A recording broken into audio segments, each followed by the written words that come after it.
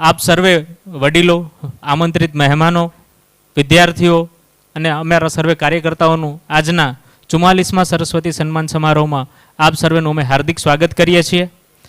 આપ સૌ જાણો છો આજે દશેરાનો પર્વ છે.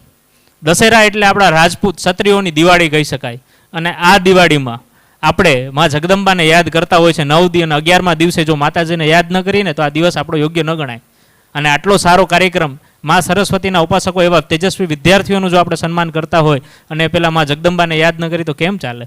તો આજના કાર્યક્રમની શરૂઆત આપણે આવા જ એક સુરવીર ભર્યા સુર અને વીરતાના રસ ભર્યા એક રાસથી ચાલુ કરશે, જે પ્રસ્તુત કરે છે આપણા હીરાબા રાજપૂત કન્યા છાત્રાલયની દીકરી ભાવ.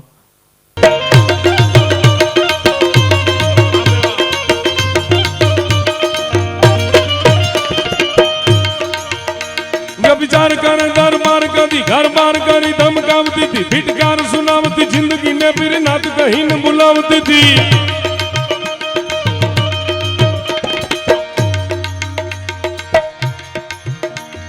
विचार कर दरबार कदी घर बार करी धमकावती थी, फिटकार सुनावती जिंदगी ने फिर नाथ कहीं न बुलावती थी.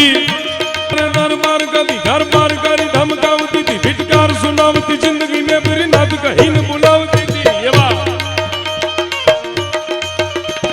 जार को रिजावती ना जग तारक राम रिजावती थी.